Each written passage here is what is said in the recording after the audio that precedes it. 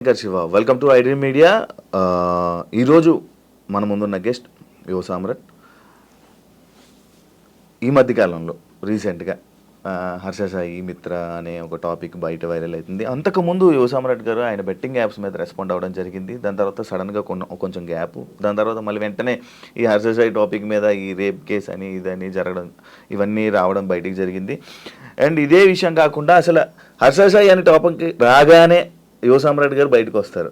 అసలు ఏంటి, అసలు వీళ్ళిద్దరి మధ్య ఉన్నది గొడవ ఏంటి, అసలు ఏంటి అనే విషయాలు మనకు తెలియనివి తెలుసుకునే ప్రయత్నం అయితే చేద్దాం. హాయ్ బ్రో, ఎలా ఉన్నారు? నమస్తే శివ గారు. అసలు చాలా రోజుల ఇంటర్వ్యూ తర్వాత మళ్ళీ ఇప్పుడు కలవడం జరిగింది. అవును, ఫస్ట్ ఇవన్నీ మాట్లాడుకుంటే ముందు సరదాగా బిగ్ బాస్ చూస్తున్నారా ఈసారి? అస్సలు చూడట్లే. ఎందుకు?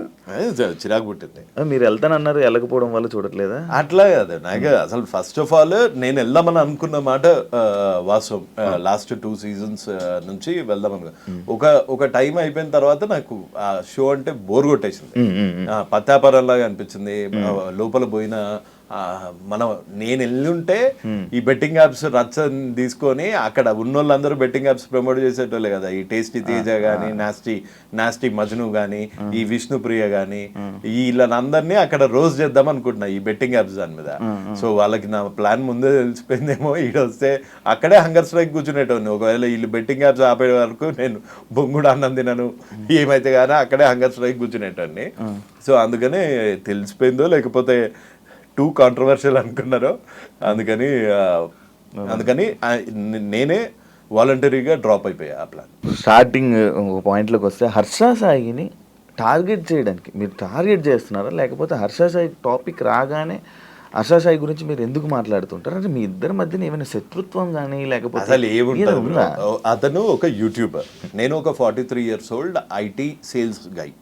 మా ఇద్దరికి ప్రొఫెషనల్లీ పర్సనల్లీ ఎటువంటి గ్రడ్జెస్ లేవు, ఎటువంటి కామన్ ఫ్యాక్టర్ లేదు. పోనీ పత్తాపరం అతను ఎవరన్నా పోరికి లైటింగ్ కొడతా అంటే ఆ పోరిని నేను లైటింగ్ కొట్టాడు అనడానికి మా ఇద్దరిది సేమ్ ఏజ్ గ్రూప్ కూడా కాదు. అతను ఒక 26 years old గై, నేను ఒక 43 years old గై. సో మా ఇద్దరిది 2 వేరే వర్టికల్స్. ప్లస్ ఈ యూట్యూబ్లో కానీ ఇన్స్టాలో కానీ నేను ఈ యూట్యూబ్ మీద వచ్చే చిల్లర మీద బతకట్లే ఆయనలాగా. సో అందుకని నాకు అతనికి సంబంధం లేదు. నా ప్రాబ్లం హర్ష సాయితో ఒకటే, బెట్టింగ్ యాప్స్ ఎందుకు ప్రమోట్ చేస్తున్నావు, సేవ చేస్తున్నట్టు డ్రామాలు ఎందుకు చేస్తున్నావు? హర్ష సాయి చేయట్లేదు కదా, అందరినీ అన్నానుగా. ఇప్పుడు విష్ణుప్రియ పేరు చెప్పాను, ఇంకా పెద్ద పెద్ద సెలబ్రిటీస్ చేస్తున్నారు, విరాట్ కోహ్లీ. ఈ క్వశ్చన్ కి నేను ఆన్సర్ చెప్పి బోర్ కొట్టా. Virat Kohli betting apps promote చేయడానికి నోనా? Virat Kohli what is brand ambassador కొన్ని బెట్టింగ్ యాప్స్. విరాట్ కోహ్లీ నీకు ఎలా తెలుసు? క్రికెటర్, దేశానికి వరల్డ్ కప్ అందించిన క్రికెటర్, ఎన్నో సెంచరీస్ కొట్టిన క్రికెటర్. ఇతను ప్రమోట్ చేసేది ఒక లీగల్ బెట్టింగ్ యాప్, అది ఇండియాలో రిజిస్టర్ అయ్యింది. ఇక్కడ మన తెలంగాణ ఏపీలో బ్యాన్ చేయడం వల్ల ఇక్కడ Dream11 కానీ విరాట్ కోహ్లీ ప్రమోట్ చేసేది కానీ ఇక్కడ ఓపెన్ కాదు. హర్ష సాయి అనేవాడు ఒక రేపిస్ట్, హర్ష సాయి అనేటోడు ఒక చీటర్, ఒక బ్లాక్ మెయిలర్. రేపిస్ట్ అనేది రీసెంట్ గా వచ్చింది కదా, నాకు ముందు నుంచి తెలుసు వాడు రేపిస్ట్ అని. ఎలా మీకు ఎలా తెలుసు? నాకు తెలుసు, ఎంతో మంది బాధితులు వచ్చి మెసేజ్ పెడుతూ ఉంటారు. నీ దగ్గరే నెంబర్ తీసుకుని కూడా కొంతమంది పెట్టారుగా. ఎవరు మిత్ర పెట్టారుగా. సో మీకు మెసేజ్ పెట్టారు అప్పుడు ఇలా అని? ఇలా కాంటాక్ట్ అయ్యారు. ఇది ఇలా నేను బయటికి వచ్చాక ఇప్పుడు కొంతమంది మన హర్ష సాయి అని చెంచా అని అనుకుంటారు, నా వెనకాల మిత్ర ఉంది అనుకుంటారు. మిత్ర వెనకాల నేనున్నా. అంటే మీకు మిత్రకి ఆల్రెడీ మీకు ఉంది, పరిచయం ఉంది. ఎప్పుడు పరిచయం ఉందో నువ్వే చెప్పు. నా నెంబర్ ఎప్పుడు అడిగారు? మీ మీరు అడిగారు నెంబర్ ఇవ్వడం జరిగింది ఎప్పుడు? అది 2-3 months బ్యాక్. సో నేను ఇది స్టార్ట్ చేసింది 4 years బ్యాక్. నేను బయటికి వచ్చి 4 years నుంచి నేను బెట్టింగ్ యాప్స్ మీద ఫైట్ చేస్తున్న చూసి ఒక్కొక్క బాధితులు అలా వచ్చి కాంటాక్ట్ చేశారు. ఇప్పుడు విక్టిమ్స్ వెనకాల ఎప్పుడు పవర్ ఉండదు, పవర్ వెనకాల ఎప్పుడు విక్టిమ్స్ ఉంటారు. ఇదే మీరు మిత్ర శర్మ హౌస్ లో ఉన్నప్పుడు ఆమె మీద కామెంట్లు చేశారు కదా, పిచ్చిగా. నేను ఎన్ని కామెంట్స్ చేసా, అసలు ఎన్ని వీడియోస్ చేసా, నువ్వు ఎత్తుకున్న దానికి ఎన్ని వీడియోస్ చేసా. కొంతమంది ఫూల్స్, ఈ హర్ష సాయి లాంటి క్రిమినల్స్ అనుకుంటారు నా వెనకాల మిత్ర ఉంది లేకపోతే ఇది అని. నేను ఇప్పటి వరకు అసలు మిత్రా శర్మ గారిని కలిసింది లేదు. బాలు గారిని కలిసారా? మిత్ర వాళ్ళు కలిసాను. తప్పేంటి? ఒకళ్ళని కలిస్తే తప్ప ఇప్పుడు డైరెక్ట్ మీడియాలో అంటే లైక్ ఇప్పుడు ఉన్న బయట మీ మీద ఆరోపణలు ఏంటంటే మీరు బాలు గారు కలిసి హర్ష సాయిని డౌన్ చేయాలి, అంటే వీళ్ళిద్దరు పర్సనల్ క్లాషెస్ లో మీరు ఎంటర్ అయ్యి వీళ్ళు చేస్తున్నారు. వాళ్ళిద్దరు ఎంటర్ అయ్యి వాళ్ళ దగ్గర ఏం ప్రూఫ్స్ ఉన్నాయి హర్ష సాయి బెట్టింగ్ యాప్స్ దాని గురించి? నేను ప్రొవైడ్ చేసిన ప్రూఫ్స్ అన్ని నా ప్రూఫ్స్, నేను తెచ్చుకున్న ప్రూఫ్స్.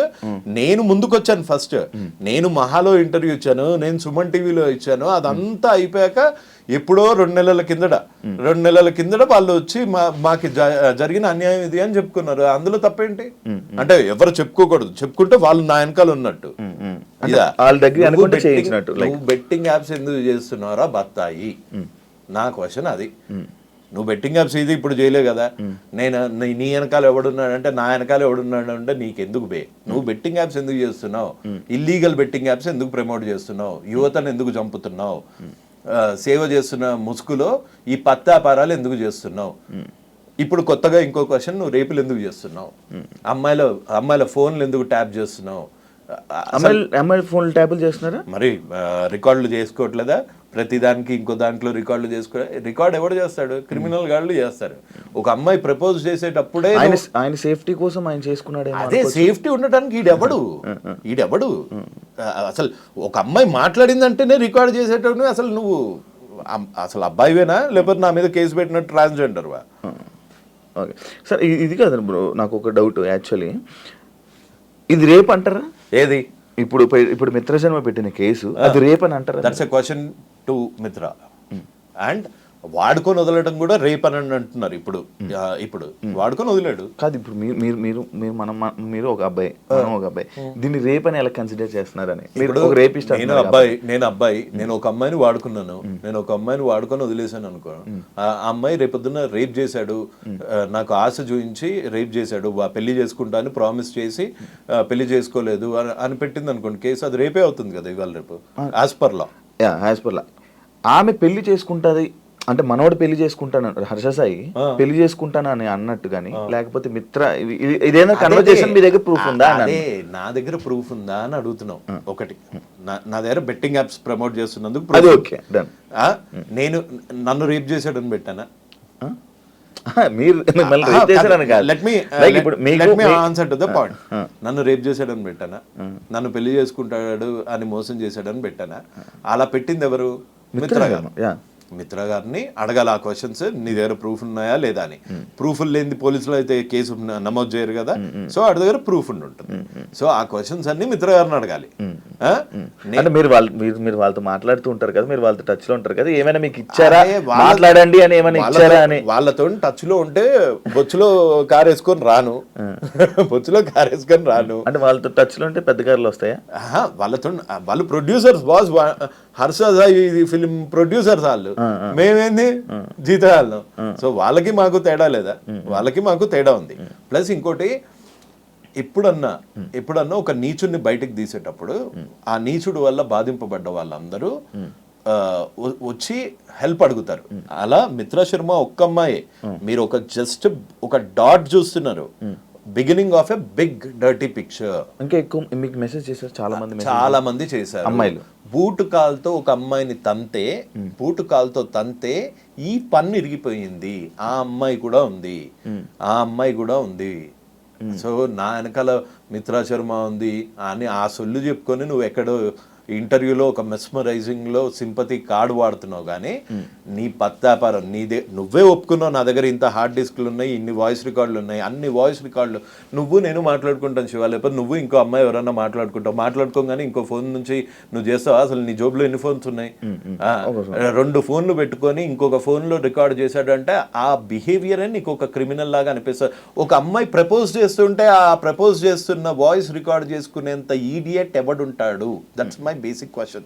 ఇక్కడ ఒక అమ్మాయికి అబ్బాయికి జరిగింది మధ్యలో, శివ అనే అబ్బాయికి లేకపోతే ఇంకొక అమ్మాయికి మధ్యలో ఏదైతే అయ్యిందో అది మీ ఇద్దరికే తెలుస్తుంది, మాలాంటి వాళ్ళకి తెలీదు. ఒకళ్ళ సైడ్ తీసుకోను నేను ఇట్లాంటి దాంట్లో. రేప్ అయ్యిందా లేదా అన్నది ఆన్సర్ ఇవ్వాల్సింది కోర్ట్స్, శిక్ష వేయాల్సింది న్యాయస్థానం. సో ఇందులో నా పాత్ర ఏం లేదు. కానీ ఇతని క్రిమినల్ మెంటాలిటీని చాలా దగ్గరగా చూశాను కాబట్టి ఇప్పుడు బెట్టింగ్ యాప్స్ ఎందుకు చేస్తున్నారో బత్తాయి అంటే నా మీద కేసేస్తారు. కేసెస్ అవును, మీ మీద కేసు వేసారు కదా. రెండు కేసులు, ఒక పరువు నష్టం దావా. పరువే లేనాడు పరువు నష్టం దావా చేశారు. మిమ్మల్ని అరెస్ట్ చేశారని విన్నారు. అరెస్ట్ కాదు, రిటైన్ చేశారు. ఓకే. ఇప్పుడు హర్ష సాయి ఎక్కడ అతను? ఇప్పుడు లేదంట. ఏ స్టేట్ అతను? మన వైజాగ్, ఆంధ్ర విజయనగరం. ఇప్పుడు హర్ష సాయి చిలకలగూడలో ఉంటున్నట్టు ఒక ఎఫ్ఐఆర్ కాపీ చూపిస్తా అంటే కేసు వేయడానికి కూడా నువ్వు చీటింగే.